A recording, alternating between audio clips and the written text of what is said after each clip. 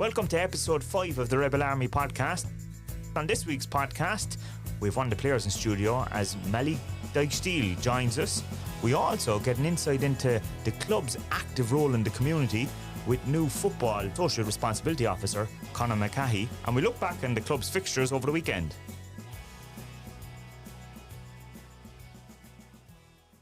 Yeah, welcome back to another podcast. I'm joined as always by Aaron. How are things? Not too bad, Stephen. How are you? Very good. I'm a bit tired though.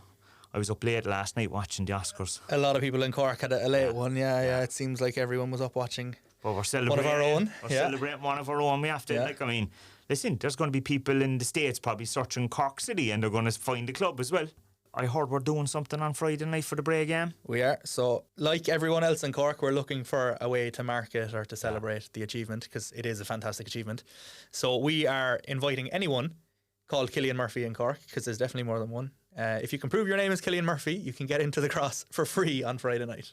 So how do they prove it? Like a student card, license? Just an ID card. So if you prove to us that your name is Cillian Murphy, no strings attached other than that, you can get in for free. And the man himself could come if he wanted, could he? It's open to him as well. He fits the bill. His name is Cillian Murphy. Yeah. If he happens to be in Cork, which I'd be very surprised if he was. But we might even let him onto the pitch with his trophy at half-time if he comes along. We give him a special seat for the trophy and all. Absolutely, yeah. We could even put it up there, where the players have often lifted cups in the past. Exactly, He could hoist it up at half-time and get him into the shed for the second half then. Well, they're probably looking for a place for a homecoming for him, and we have a match Friday night, 6,000 people. Stars have a line there a bit for us, haven't they? So I know at City Hall can only fit 1,000. Fit way more at the cross, Look, even if the council are listening to this and they want to join forces and they have an avenue of getting Cillian, tell them give us a shout. We look after him.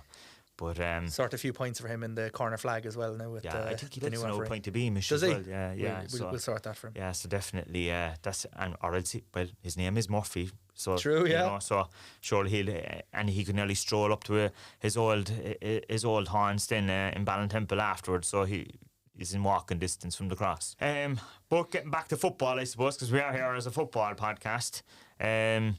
Mixed weekend. Good win for the men's team. Yeah, it was a busy Saturday for a change as well, with no game on the Friday. So, victory in Longford. 2 goals, top of the table now after that, which is very good. But another goal for Jack Doherty and a first City goal for Evan McLaughlin, which is great. Yeah, it was a good goal too. Actually, the second goal was actually very interesting because they really caught him on the break, like the counter-attack, didn't they? Proper counter-attack goal. It was you could just see, go. It was like you could see the defenders chasing him back. Like. Yeah, do you know what? When they were going through, it was Cahill and himself, and obviously Jack has scored a few now at this point, so I was thinking in my own head to Cahill, just shoot yourself, do it yourself. Yeah. But no, it's great to see another goal for Jack. That's 4 now, 4 in 4. So he's flying it. He's absolutely flying, and for Evan to get the first, hopefully of many as well, that's a successful Saturday for the lads. And top of the table. Top of the table now, yeah. It's nice. Very nice after. Very nice indeed, yeah. And if we can stay there now for the foreseeable, we'll all be happy. Bit of momentum. Yeah. Tough afternoon for the ladies against Peamount. Yeah, so that was at the Cross, 5 o'clock kickoff on Saturday. It was a decent crowd, yeah. Especially with the rugby and everything was on at the same time, wasn't it? Exactly, it was a busy day, and I know there was a lot of people had travelled to Longford as well who ordinarily would be at a women's game at the Cross. Yeah. So, just one of those days where there was a bit of a clash. But no, there was a good crowd. The performance was good. I think Danny and his coaching staff were happy with the performance, and 2-0 against the reigning champions. It's not an awful result by any means. So, good start, and another good crowd for them at the Cross, which is also great to see. As well was there on the day. A few debuts, there was new signings. There was Orla O'Mahony started, she was one of the new signings, and we had Aoife Robinson and Dorothea Groylick, who was only announced last week, came off the bench as well and had a bit of an impact when they came on. Yeah, so they're going to take time to bed in as well. They will, of course, it's a bit like the men's team. It's a new squad. Colleen Kennedy O'Connell was up top as well, and she caused the Peamount defence a lot more problems than they probably would have anticipated based on previous meetings with us. But no, it was really good. She had a couple of chances. There was a couple of players had a few chances and a few shots. It was definitely an encouraging start, and if they can continue that standard of performance, then hopefully now we can pick up a couple of results as the weeks go on. They're away obviously this week. Away to Galway this week, so that's on Saturday afternoon. And difficult place over the last couple of years in terms of getting a result up there, but I'm sure they'll be off the back of last Saturday. They'll be well up for it and confident going into it. How the academy teams get on over the weekend? Yeah, so they were all in action again. On Saturday, the men's under-20s drew 2-2 at home to Waterford. Harvey Skyters scored, and there was an own goal from a Waterford player as well. 4-0 win for the women's under-17s on Saturday. They were away to CK United. So Lucia Lynch, Faye Dunley, Alice Murphy and Amy McCarthy got the goals there. Good win. The 15s also faced CK United away. That was a 4-1 win. Tom McGrath, Joe Miskela, Ben Dummigan and Jamie Ndewuba got the goals there. Sunday, 2-0 win over Waterford in Bishopstown for the 19s women's. Kayleigh Still and Zoe Finnerty. Men's under-17s drew 0-0 away to Wexford. And the under-14s had a good win up in Mayfield. So another busy weekend. So did a new shop open as well? It did, yeah. It opened on Friday in the Marina Market, and it was open Friday, Saturday, Sunday. It won't be open next weekend, so for now it's kind of a test period just for weekends where we're away from home. So it was quite busy actually. There was people there Saturday, Sunday in particular. A lot of people who would not have ordinarily come across Cork City shop or Cork City merchandise, and they were asking us questions down there, which is good. And if we'll be back there, as I said, the weekend after next. So we'll post on social media and we'll let people know when that's going to be. Well, this week we have two guests again on the podcast. We're getting spoiled lately with all the guests, but we have a player again for the first time. Yeah, Malik is coming in. Someone who we haven't really heard from him much since he came in. He obviously came injured before the start of the season, which is a pity. But he got a great goal there last year in front of the shed. I remember that one. But he did. That was kind of, I suppose, the dream start to your Cork City career, scoring a screamer into the shed. But then was unfortunate with the injury towards the end of the season, and then a recurrence of the same injury in pre-season. So be good to hear from him and his experiences of how he's ended up here. Yeah, not many people go from Dutch football to Cork City, so it'll be an interesting one to hear what he thinks of, I suppose, his current teammates, how he's getting on and stuff like that as well. So I suppose we better bring him in. Welcome to the Rebel Army podcast, Malik. How are you? Yes, thank you. I'm good. Thanks for having me. Currently injured at the moment. What's the problem? I tore my hamstring back in the beginning of February in the Shelburne game pre-season, and I think it's a re-injury from the end of last season when I was injured for the player final. Yeah. And just currently doing my rehab for that. So you in with the physio bit or in with the doctors? Like for the fans listening, I suppose they're trying to figure out what happens when you get out injured. Do you just stay at home, sit down, or do you get back in? No, I am actively every day doing my rehab, working hard to get back, and I don't want to put a time on it, but I'd say it's I should be around 5 to 7 weeks away. So hopefully back soon. Yeah, back for the summer. Yeah. The weather will be a bit better by then anyway as well. No, I love playing in the summer anyway. So So take me back. You're from Holland, yeah? Yeah. The Netherlands. What do you prefer calling it actually? Both. Yeah, because it's very confusing. I know. Because when I was growing up, we all, with the famous team with Ruud Gullit and Rijkaard, everyone called them Holland. And then as years progressed, everyone started calling them the Netherlands. No, I call it Holland myself. Do you? Yeah. So what part? Amsterdam, actually from Amsterdam, From the city? Just out, not on the outskirts of the city, so, but classed as Amsterdam, yeah.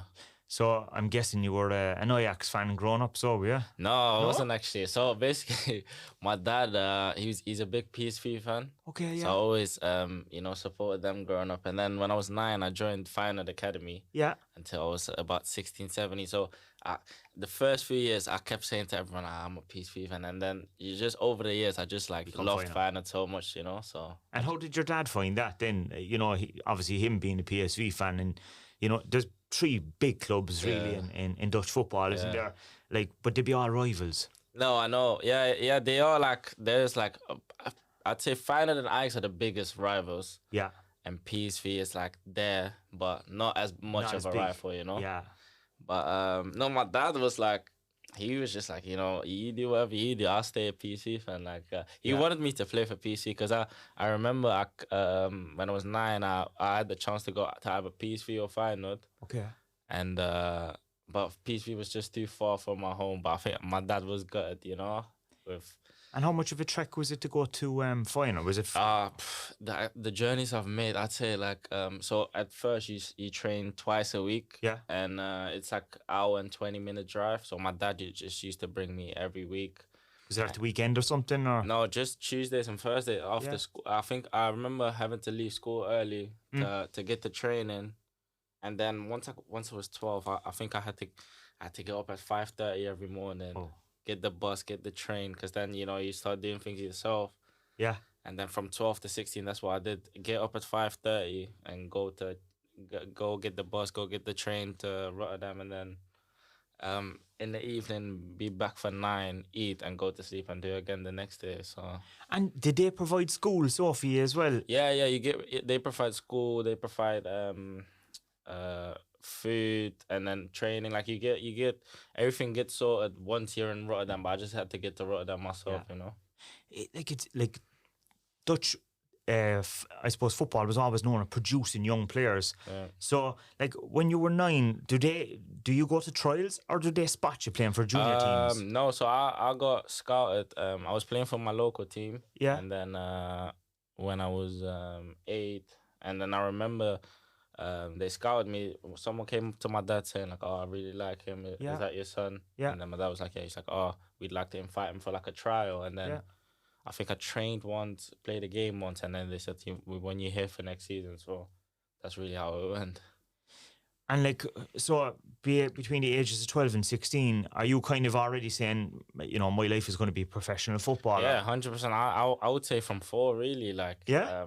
I can't remember having anything else in my head than doing this. Like, and I can't remember ever thinking, I'm not gonna make it, or Yeah, you kept on pushing. Yeah, always, So I know I had no doubt in my mind that I was gonna be a footballer. And so when you got into the Fine Art Academy, were you playing in leagues and stuff between the 12 and 16? Yeah, we play. You just play like like the Eredivisie it's called, but then like a junior version. So you just play Ajax, PSV, everyone. So just like big battles every year. Yeah. Like I remember even from when I was like 12, 13, like I'd say if we had like final against Ajax on the 13th, there would be about 2,000-3,000 fans just coming. Yeah, coming to the youth games, with fireworks and everything. Yeah, I remember that from young. So that's a lot of pressure, I'd say, is it? It is, but it is. I remember some of the players being quite like nervous about it, And like when you were playing those games, have any of those lads, like the players you played against Ajax, I know like Ajax have a history of producing a lot of good players. Yeah. Was there any star players nowadays that played in them teams? Yeah, so we always had very stacked teams. Like my team had Crescencio Summerfield, who's one of my best mates from Leeds. Yeah. Urian and Quinton Timber.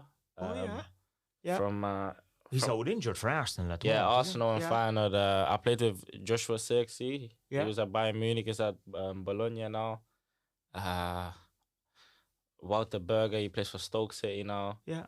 So that was my team. And then on that end, they had Brian Brobby, the striker from Ajax. Yeah. Ryan Gravenberch, who's one of my best mates as well. Yeah. From Liverpool. It was always good battles, Yeah, it's a real intense and stuff like that. Definitely. So when you got to 16, was it a case of do you sign a contract then, or do you have to go away? Like how does it work? So you can in Holland you can play until under 19s without a contract. Okay. So when I was 16, I got held back all my teammates were going to the under 17s, and I got held back at the 16s because I was very small. Yeah. I don't think I grew a lot until I was maybe 18. Yeah. So I got held back and then just played a year with the age below me, and then I had like a big injury, like a knee injury. Yeah. And then they just said like, we're not gonna wait for you, so you can do your rehab here, but after that you have to go. So I was like, fine.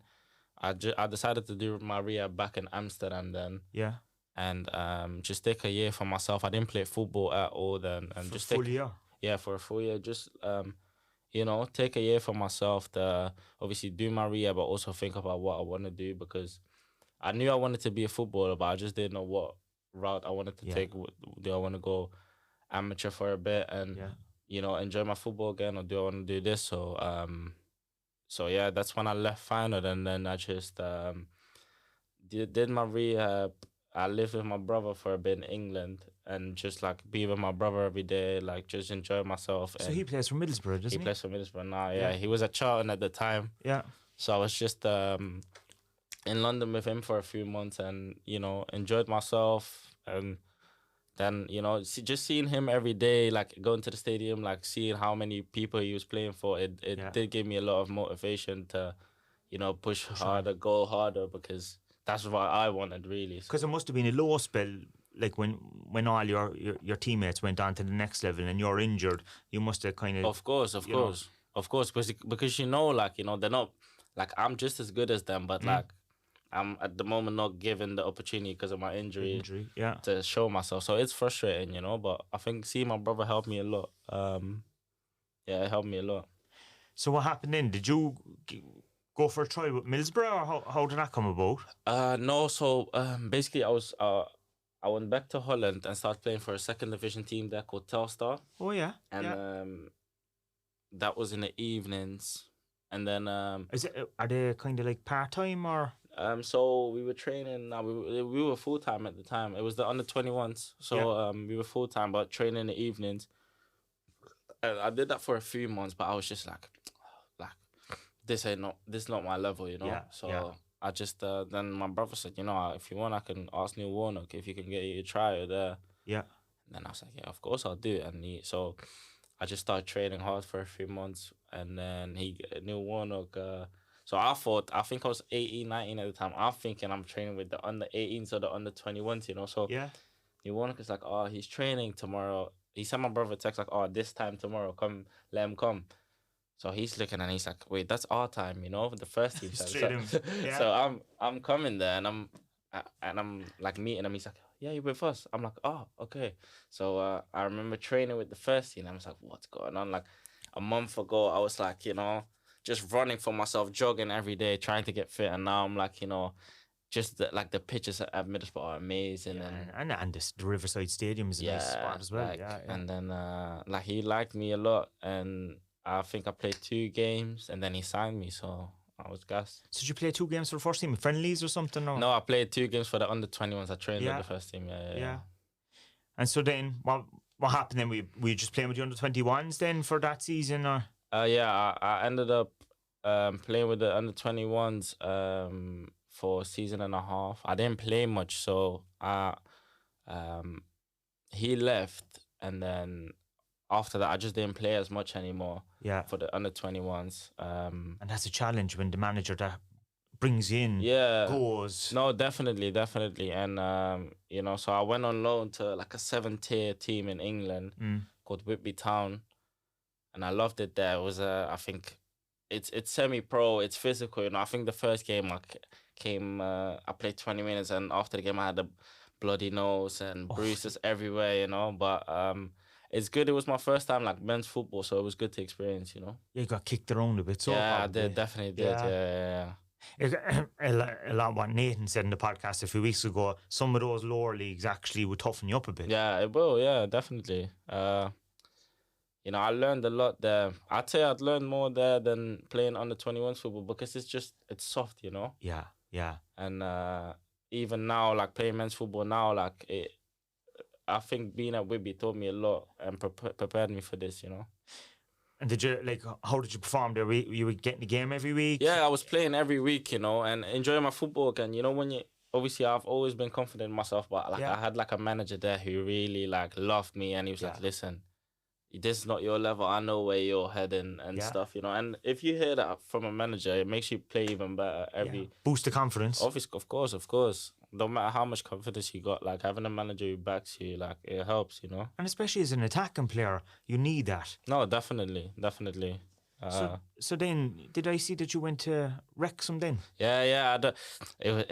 I've been everywhere. But, you were getting around the UK at this stage, were you? So so obviously I wasn't alone there, and then when I left Middlesbrough, I thought like, you know, I've just left the Championship Cup. I'm definitely getting some trials, League 1 or League 2. Yeah. And like it was so hard to even get a trial, you know. So after a month of waiting, I just decided like, you know, I'm gonna go play for Whitby like full time. Yeah.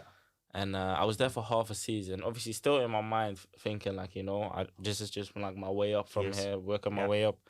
And then I don't know how that came about, but my agent said, "Oh, Wrexham wants you in for to train with them." So I went there, and it was my first time in Wales. I remember driving there and seeing like the weird sign, like they have that on the Welsh, yeah. So I got to the stadium and like I didn't know where to park. So like the first person who's like, obviously with a Scouse accent, I can't do it, but like Paul Mullen, he's like comes up to my car, he's like, "Oh, do you know where you're going?" I'm like, "No, I think I'm training with Wrexham. I don't know who I'm training with, Yeah. And he's like, "Oh, I'll bring you to the gaffer." And then from when I saw the gaffer, Paul Mullen, everyone, like it got real, Yeah, and like I know, like at the time they were probably still in the Conference League. Yeah, it was before they got promoted, but I mean they had a lot of star players. Like they were splashing like cash. If you got to the car park and saw the cars that you wouldn't think it was National League, Yeah, so. That's what I heard. Like I heard that they're being paid better than some of the League One clubs. Yeah, definitely. I'd say they get paid top League One, low Championship. From what I heard, obviously I haven't seen anyone's payslip. But when you were there, then like we've all become familiar with it from the TV show with on Disney. Is there cameras everywhere? Oh mate, like I remember when you just walk through the train, like you change and eat at the stadium. Yeah. And when you walk there, like you'll just see like people. Obviously they can't see me now, but you just see people with cameras walking around everywhere. Yeah, and. So it's like a reality show all the time. It is like it was so crazy. I remember one time, I think one of the owners has a coffee brand. Yeah. And I remember one time we had training and I was like ready to go. This was like my first time I got familiar with it, so I was ready to go. And it's like all the boys are like, "Nah, you can't leave." I'm like, "What do you mean?" He's like, "We have to do a promotional like video for one of the owners." So I remember I had to hold these coffee balls and start juggling the ball. yeah. So I was like, "Oh man!" And then he was like, "Did you not read your contract?" So I remember going on my phone after, and I'm like, the contract my agent sent me, and it literally says, "I agree that I agree to do all the promotional videos I need to do for Wrexham." I remember we had to do a TikTok because obviously they're sponsored by TikTok. They were the sponsor, We had to do a TikTok and just do like silly dances and stuff, But so that's out there, so we can look for them, can we? Are you doing silly dances? I don't know if they're still on there, but yeah. We might have to start doing them at the club as well. Yeah, maybe, yeah. But yeah, it is like a bit surreal, I'd say. Yeah, it is like it is. At least I've never experienced something like that. But I'd say there's very few players. No, obviously, if you're playing on the Premier League teams, we've seen those documentaries for the likes of Man City and Spurs, and they've all done them. But lower league, it's a bit different. No, of course. It's nearly going more in depth about the story of the people, and even the people who are involved in the day-to-day running of the club. Did you ever get to meet Ryan or? I never got to meet Ryan Reynolds. I always my friends and like my missus and stuff. That I'm always like, Ryan Reynolds at least follows me. Like he follows me. So does he follow you? Yeah, I always jokingly brag about it. But definitely the most famous follower. So but I got to meet I never know how to pronounce it. I think it's Rob McElhenney. Yeah. I got to meet him, so that was good. But I really and truly, everyone wants to meet Ryan Reynolds. He's a superstar. I hope they're not listening. But Ryan's big time superstar. I mean, he's been in so many films at this stage. But of course, did you get a game? No. So I never got a game for the first team.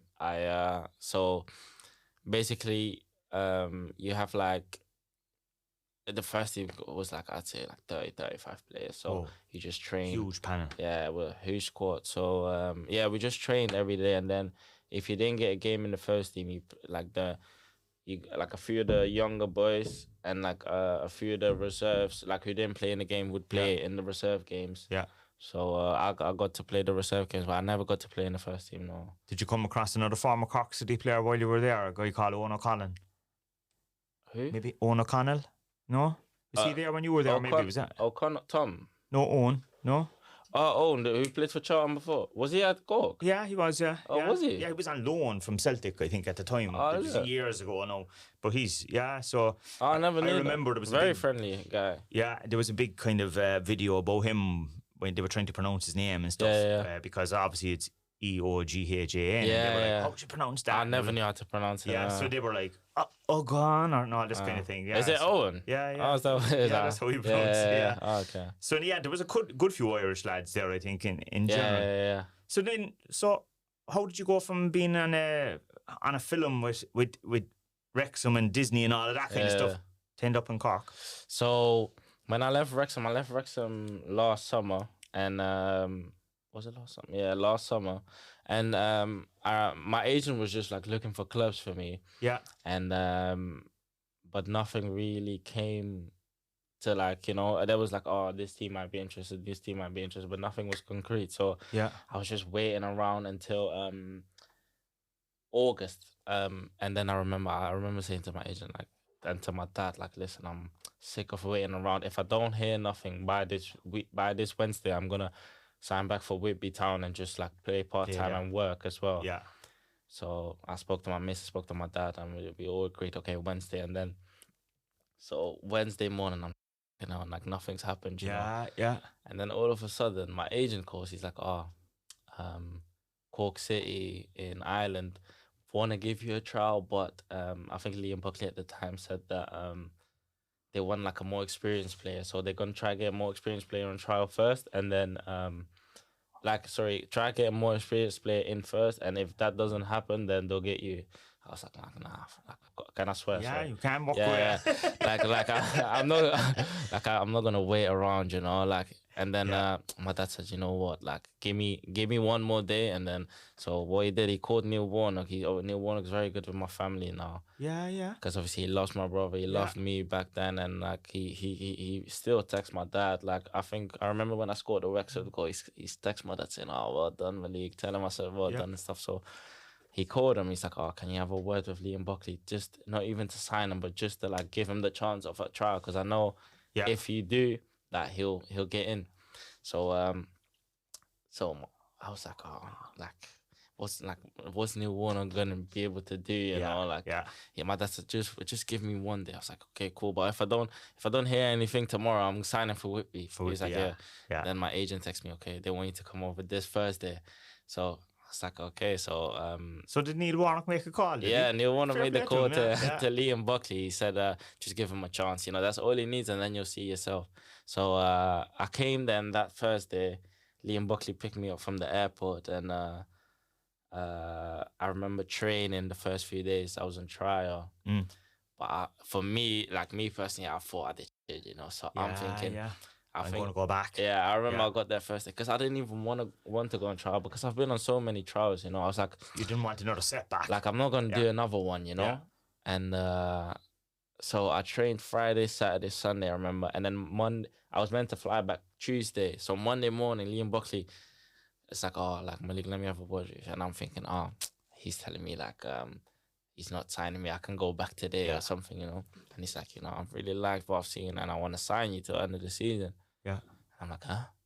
And I'm like, yeah, like, I know you might not have felt like yourself, but I can see what you got. Like, so I was like, you know, fair enough. Obviously, I was buzzing to sign, so and had you ever heard of Cork before? Never. I always tell people that, like, I know Cork's like a big place, apparently, but I'd never heard of it. Yeah. So I remember when he told me, like, oh, Cork City wants you on trial. I remember looking on YouTube, like, the games and stuff, and I did see, like, Turner scores being very lively. I was very surprised because I'd never heard of it, you know. Kind of goes under the radar a bit over in UK, I suppose, as well. Like, And was it your first time over in Ireland as well? It's my second time. You had been here before, so at some stage? I played. So basically, when I was 17, I joined this academy in York. Yeah. I played there for a bit, played a few games with them for half a season, and then I played against Shamrock on the 18s or something with them. Because I was, and then just like a friendly, you know? Yeah, up in Dublin, so. Yeah, up in Dublin. So, that was my first time. So you settled into Cork City, fairly handy, got your game. How did it feel playing in the Cross? Oh, good. You know, I remember I never get nervous for any games. But I remember that, I think it was the Waterford game that I made my debut. And I remember, obviously, you sit on the bench. And then I remember I was on the bench, and I knew I was gonna come on because Buckley told me like, oh, I'm gonna give you 20 minutes today. Yeah. And I remember I kept looking to the left to like the shed end, like like they were being loud, So I never get nervous for games, but that was the only time I'd say like I was a little bit nervous to come on, But I loved it. And I think City fans love. Someone that attacks and style. Like over the years, we've always had players, and the fact that you have the number 7 as well. Yeah. There's a bit of excitement in it. I mean, if they've only got a small taste of you so far. Yeah. Because the season was, you joined in August, and then the season was kind of over by November. But what should they expect from you when you do come back? Just energy, and wanting to score goals, wanting to bring entertainment as well. So I'd say definitely energy. Obviously the boys are flying right now, so just wanted to add to that really. You're bursting to get into the team again, I'd say. Of course. Yeah. So obviously you were signed to the end of the season, then you got another contract. Yeah. That must have felt really good for you though. Yeah, of course. I knew like I'd say like 2 weeks into my like I'd say like beginning of September, middle of September, Buckley already told me that he wanted to sign me for next season as well. Yeah. And I was like, of course, like having a good pre-season, having a good like full season would definitely help. Yeah. Into even like being better. Obviously they got a little taste last year, but I think I'm gonna be even better this season. So I was happy to sign. Has your dad come over to have a look at the place? Yeah, he came the Shamrock game at the end of the year. Yeah. So he was I think I don't know why, but he got put in the shed end. So he was like, oh, like these kids are so loud, but because I normally like they don't put parents there, they don't like well they can, like it depends on where you go, but he probably just walked in. Yeah, maybe he probably just walked. There's the first thing he saw, probably walked up the stand. Probably. So but he enjoyed it, Yeah, he had a good time. So yeah.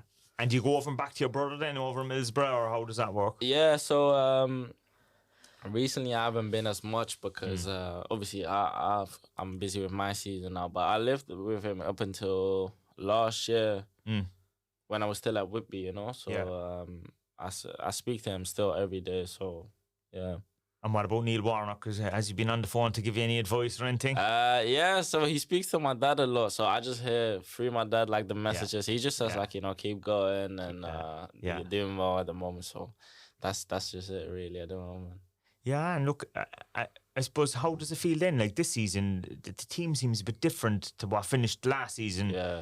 Like, are you trying to adjust to new players, that type of stuff? I know it might be hard being injured and stuff at the moment. No, I thought pre-season obviously we played against a lot of good teams, so it might have seemed from the outside like, we're gonna be shit this season, or like but like I think the whole goal, what the gaffer explained as well, was just being used to playing against like high intensity teams and stuff, and I think it's helped us like this start of the season because like we're not gonna, I'd say like barely gonna experience that intensity this season, obviously with us being in the first division now. So I think it helps like, having seen like what intensity we need to bring every game and then applying it to the games this season. So yeah, like, the new players I've seen, I've been impressed with them, And a lot of young lads as well.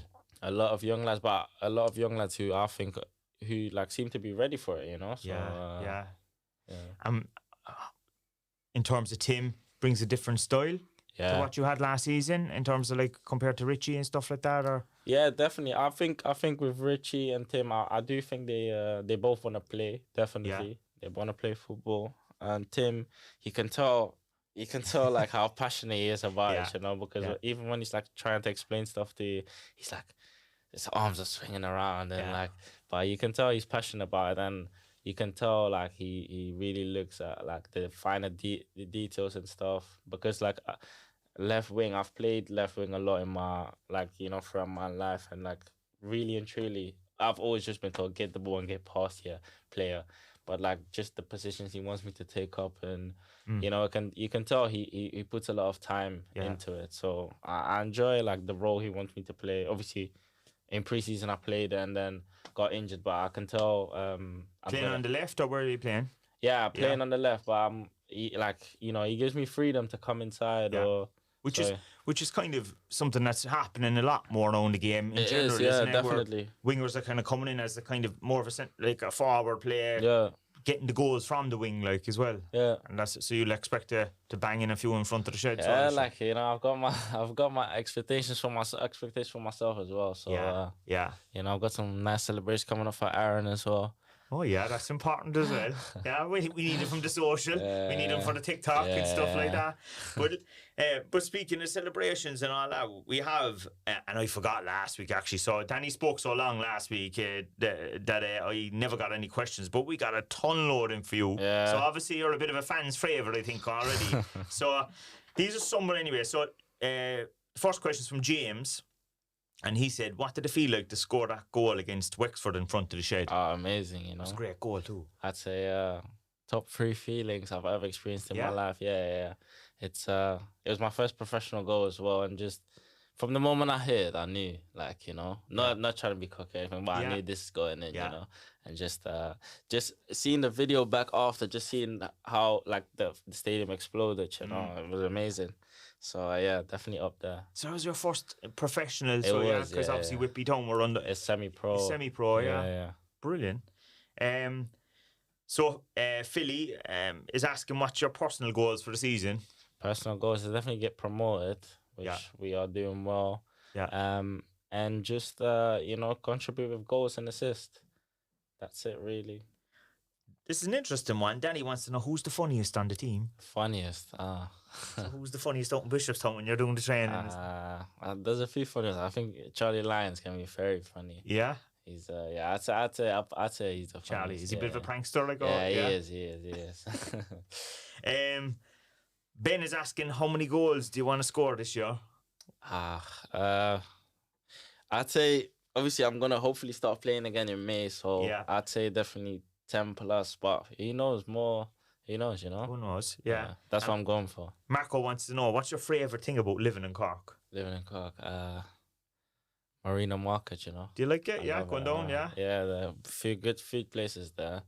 And would you go down with the lads then or something? I've only been once with my girlfriend. Yeah. And I loved it there. And did she move over with you? She moved over with me now. How's she finding Cork? She's adjusting, you know. Yeah. Because we live like a bit out of Cork, and there's not much to do around there. So where are you living? Radcormac. Oh yeah, it's a bit out, yeah. So that's not much to do. But she has to get into a car to go do something. No, 100%. And but she's adjusting, you know. So yeah. Yeah, so you'll have to show the sights at some stage around the place when the weather gets a bit better, I suppose. Yeah, definitely. So yeah, and John is asking, who was the best player you've ever played against? Yeah. I'd say I played against Ansu Fati when I was young. Yeah? He was very good when he was at Barcelona. So the Feyenoord play at Barcelona and like we used to do like a lot of like youth tournaments. Yeah. I played Greenwood. I played a few good players, you know. Yeah. I'd say the best was obviously Timber. He was at Feyenoord and then he made a switch to Ajax. Yeah. So that was controversial. It was. And then so we played him then, and I'd say he's the best player I've played with and against. So, and against as well. Yeah. So the goals might be to play against them again sometime. Maybe in Europe for Cork City in the future or something. Who knows? Might play against Arsenal or something at the cross. Who knows? But listen, Malik, thanks a million for coming in. It's been brilliant. And hopefully you're on the mend soon and we see you back scoring a few more goals in front of the shed. Yeah, 100%. Thanks again. Cheers. That was another really interesting insight, wasn't it? It was. Do you know what? During the interview there when he was talking about like Ryan Reynolds following on Instagram, I didn't realise that. I was fact checking him there during the interview, and he does. But he actually follows him on. He does, yeah. So that just kind of sums up, I suppose, from his short time at Wrexham, that how hands-on those owners were in terms of getting to know all the players and getting them involved in the ads, like he said, which we'll have to dig up now somewhere, him and his TikToks. Definitely, they must be out there somewhere. We'll find coffee them or something. He said coffee brand. Yeah, we'll find them. Yeah, we'll find them. But no, he was talking about. I forgot to ask him. Did he actually appear on the show? Yeah, do you know? And obviously, I watched it. I'm sure you watched it as well. Yeah. Wouldn't have known him at the time, so I wouldn't have necessarily been looking out for him. But might have to do a bit of homework there now and go back and see if we can spot him. It would have been the recent series, wouldn't it? I would think so. Yeah, he only left last summer. No offense to Ryan Reynolds or Rob McKahey or whatever. I've fallen asleep a few times watching it. So Then again, it took me ages to get through some of those documentary series. I think it's just too relaxing, gone.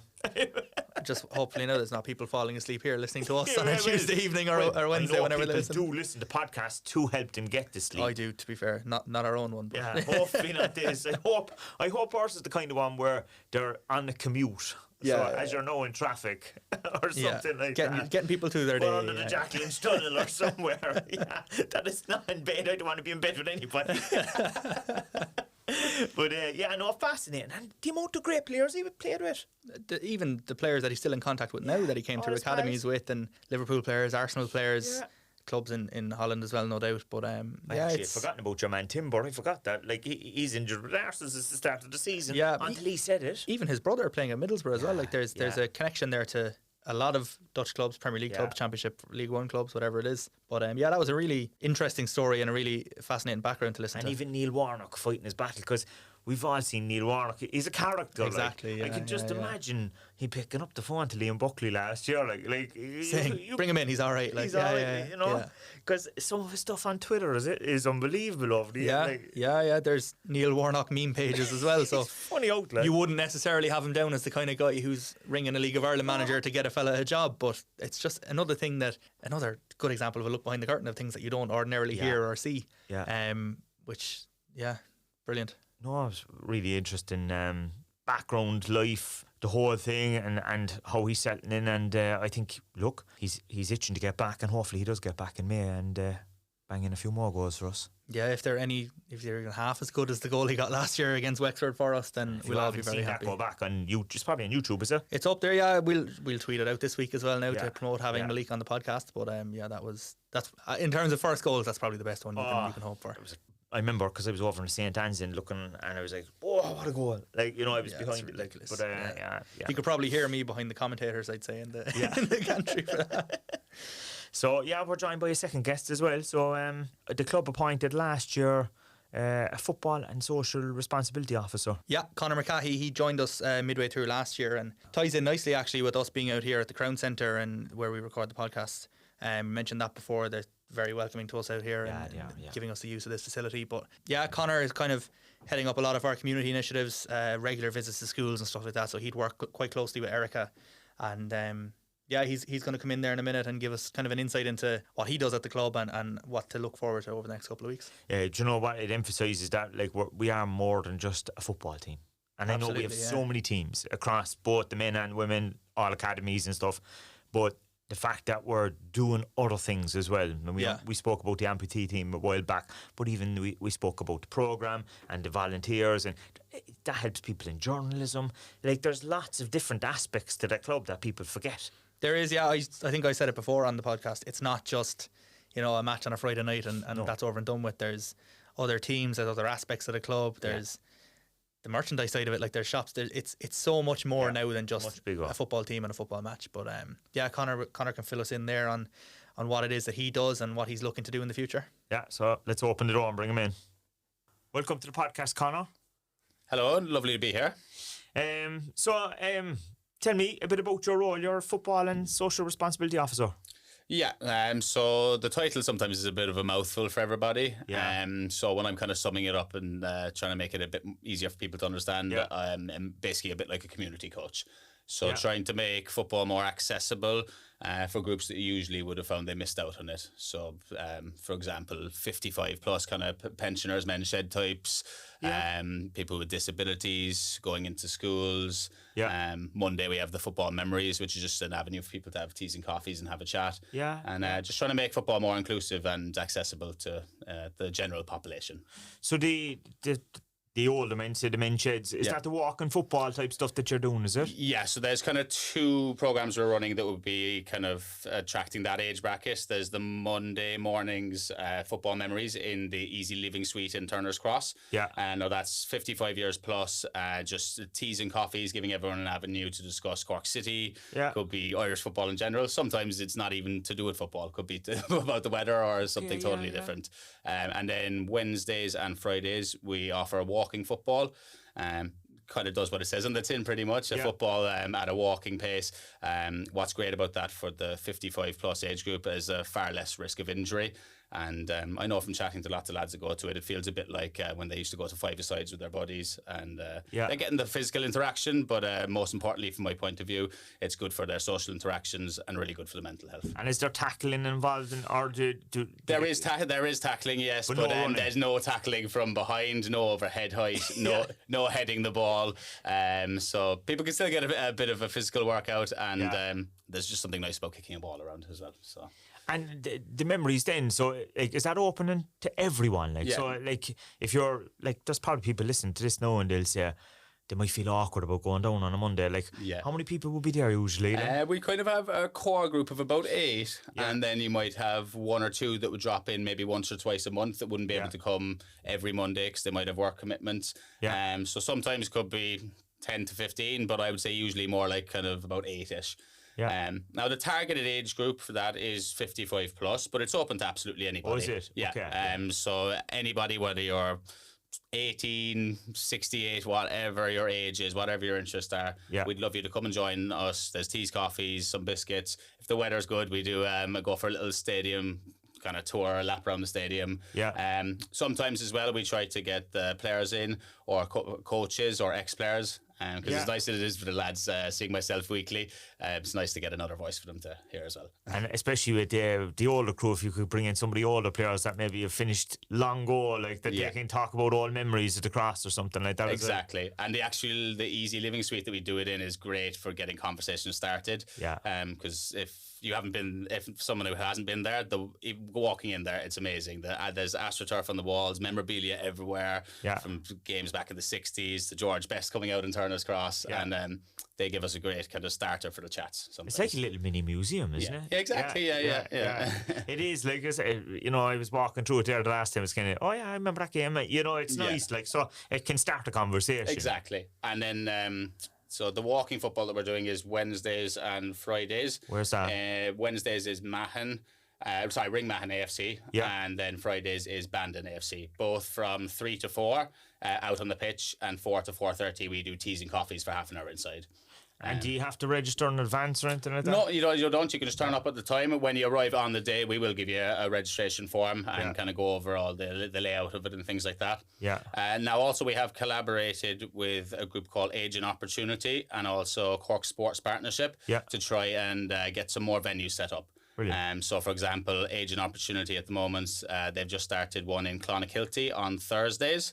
And then they've also started one on Wednesday in Mitchelstown at Park United. But if anyone wants any more information on that, they can get in contact with us at the club, and we'll give them more information. I'm guessing you're going into schools so as well, and kind of... if anyone's seen anything on social media, they probably noticed that, like you're saying, we're going into schools. So we do Tuesdays and Thursdays, 2 a week. We're doing a football numeracy program. So what that is effectively trying to teach the kids about numbers using Cork City Football Club as the theme. So I can tell by when I'm in the classroom with them. So we do 45 minutes in the classroom, then 45 minutes outside in the yard or Astro, depending on the school. And what are they doing now? They counting the goals at that stage? So there's 10 units, so it's a 10-week program. An example of a unit might be last week we were doing. They had the first team schedule away to Dundalk.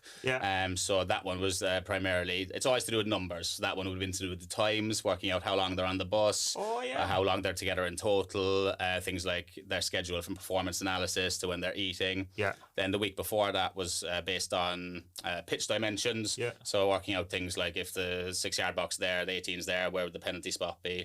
Or another one was you're in charge of designing the new training ground for Cork City, and you have to use area, perimeter, and it just kind of almost tricking them into being a bit more engaged in the numeracy side of things. And is it primary school or secondary school? Primary school, so it's aimed at 4th to 6th class students.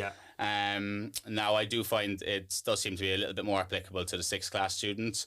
whereas some of the younger kids, sometimes they might not have covered some of the stuff in their maths class with the teacher. Okay, but that's not to say that they don't get anything out of it, but it might just be a little bit tougher for the younger ones. And do the schools reach out to you, or do you reach out to them? How does that work?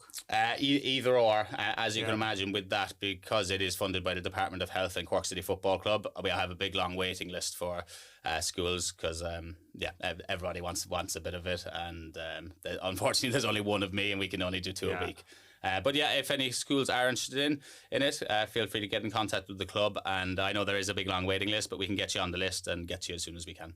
So come up to the, let's say, Easter holidays in the summer, then what do you do then when the schools aren't? So we have various different camps. So we have the Junior Academy, which is running every Sunday over in Musgrave Park, and that is based more on improving players technically. And then going into the summer, Easter, midterms, we have Corky camps. Now they're based on obviously improving players technically, but more based on just kids having fun and enjoying physical activity and a bit of football. So you get involved in that. So when the schools are and stuff like that. I know actually this summer we're actually going to be launching our first ever Corky camps in West Cork. So getting out the city a little bit and just trying to. Which would be brilliant, because we always have a fan base down that side. Exactly, yeah. County anyway. Yeah, like you're saying, it'd be nice for the fan base that's not in the city to get some interaction as well. Yeah. But it all helps. I'd imagine that you're seeing people that you meet maybe in the school, and are you giving them incentives to come to matches and stuff like that? Or so what we do at the end of the 10-week programme, we will we try to, if we can, to get a couple of players to come down, first team players. Brilliant. And then they'll do a little meet and greet, take some Q&As, do a little bit of keepy uppies and knock around with the kids, and then distribute some match tickets afterwards. So at the end of the 10 weeks, all the classes would get tickets to come up to Turner's Cross to watch us. Because the more fans we can get to Turner's Cross, the better to try to share us on. Have you started seeing some of them then come up to you there? I've seen you with Corky the Cheetah and stuff like that. Yeah. Have you seen some of the kids that you've seen in the classroom come over to you? That's actually probably the people who I see the most when I'm at the gazebo. So fans might have recognised now when you come into the stadium on a Friday night, there's a big green gazebo pretty much as soon as you come in, and that's where I'll be based. And if you ever have any questions about any of the programmes we're running, like the numeracy, the walking football, football memories, I'll have lots of leaflets there and have all the information on. Also the Corky camps, the Junior Academy. And you were saying you were involved doing stuff with people with disabilities as well? Yeah, so there's two programs that we're planning at the moment. They're not started just yet, but we'll give people more updates on them when they come out. We're just in the planning stages of that at the moment, but there should be 1 to 2 new programs coming in the future. One of them working with people with disabilities on the field, actually soccer based, and another one not actually on the field but revolved around kind of football for all program. Yeah, so fascinating. Lots of different aspects to the role. So I'm guessing you're enjoying it. Oh, brilliant! Yeah, it's nice. Like you're saying, it's so different from, let's say, today I was with kind of 55 plus age groups. Then tomorrow I'll be in Morning Star School in Ballyfahan. Then Wednesday walking football again. So it's nice having different age groups, different ability levels, different people every day. So it's nice. It keeps it stimulating. And one thing I am finding from working back in Cork compared to when I worked abroad in football, I am finding it a lot more rewarding. Because I didn't grow up in the city, I grew up down in West Cork. But I'm finding it a lot more beneficial for myself personally, giving back to the area I'm from, compared to when I worked in the States and Australia and the UK. Well, look, best of luck with it going forward. I think it's a fantastic initiative that the club and also the Department of Health and stuff are involved in as well, in the FAI, I'd imagine. But thanks a million for coming in, Conor. No worries, absolute pleasure. And like you said, I would just like to say thank you to the Department of Health for the funding. We're really appreciative of it. And bring it on, and we can keep spreading the word and make football more inclusive and accessible to everybody. Yeah, that was really interesting to hear, I suppose, the different things that Conor's up to for the club at the moment, isn't it? Yeah, there's loads that he does, and he does with Erica as well. But yeah, again, it's another sort of aspect of the club that doesn't get a lot of coverage among the general fan base, so this hopefully puts a bit of a spotlight on that as well. And you know what? Not every sport does it. You know? Not every club does it either. No, so even it's, there's probably people listening to this now might say, actually, we have an initiative that we'd love the club to kind of get in behind, and maybe it's some sort of community thing or whatever, and hopefully that's what it's all about. Hopefully the club can help. Yeah, 100%. You can reach out to Conor, reach out to the club directly, and we'll pass it on to the relevant person. And be it a school or a team or a community initiative, as you said, whatever it is, we'll look to work with whoever we can and help in any way we can. Yeah. So it's time to look forward to the fixtures at the weekend. I suppose we kind of mentioned already, the women are away at Galway. Saturday afternoon, is it? Saturday afternoon, yeah, 5 o'clock kickoff, I think, in Galway. Yeah, so, and I presume people can just turn up if they go up to Galway, if they want to go to the match. Yeah, you can go up to the game there. They sell tickets on the gate, and if you can't make the trip, it's obviously on LOI TV like all the other ones, so you can support from afar there, and obviously keep an eye on the social media as well for updates from there. Yeah, and the men are back at the Cross on Friday night. Back at the Cross, where we're hopefully going to be joined by a big crowd of City fans and a big crowd of Killian Murphys, as we said earlier on. There'll be loads of fellas trying to make up IDs or something. We'll have Johns and Michaels and Patrick saying, "Oh no, I go by Killian." Yeah, but not Brer. It have to be Killian with a C. I think we'll probably accept Killian's with a K. Yeah. Don't hold me to that, but I don't think we'll fall out. Yeah, we won't. So we better tell the lads on the gate. Yeah, we use a bit of leniency there maybe. But as we said earlier, Brer the opponents this week. One of the clubs that a lot of the bookies and the pundits would have said will be up there this season, so it'll be a good test for Tim and the squad Friday. But we've done well so far, so hopefully we can continue that and see where we are Friday night. We kind of should keep an eye on. Well, Jimmy Corcoran is up there. Is he up there? He's up there. He's in goal for them. There are a couple of other recognisable names there from across the league, but in a Cork City sense, Jimmy Corcoran is the one that people he'll stand out to people. Yeah. And how have they been doing so far in the league? So they've only played 3 games actually. One of their games was called off because of the weather. Remember, it was snowing there last week. Yeah. So they had that game called off. That was one of their home games. They played 3 games. They're 5th in the table. They came from 2-0 down then last week to draw 2-2 away to Treaty at the Markets Field. So they'll be confident off the back of coming from 2-0 down. But we'll see how that plays out at the Cross on Friday. Yeah, but we're coming off a 2-0 win away as well. So I think that's going to help as well, isn't it? And exactly. Probably 2 confident teams going into it, and both will be expecting to win it or hoping to win it. So that'll probably be maybe one of the standout ties of the First Division on Friday night. And if you can't make it, because obviously people are listening to this overseas, they can watch it on.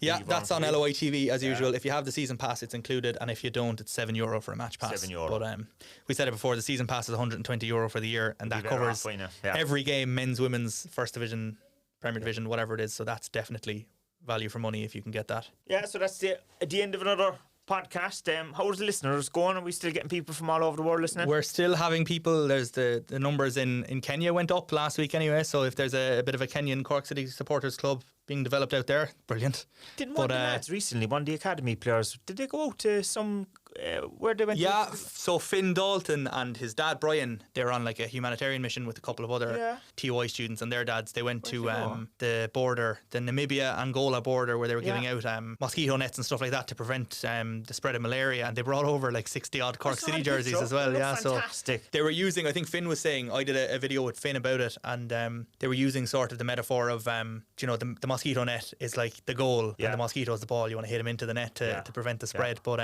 he's out there. I think they're on the way back, or they could be back now. But there's a village out there now with 60 odd Cork City jerseys that they were proudly wearing for their match there last week, and stuff like that's brilliant to see. How are the French listeners going? We're still in the charts, so we're still doing well in France. So yeah, we can thank everyone again for listening to France's #1 League of Ireland podcast.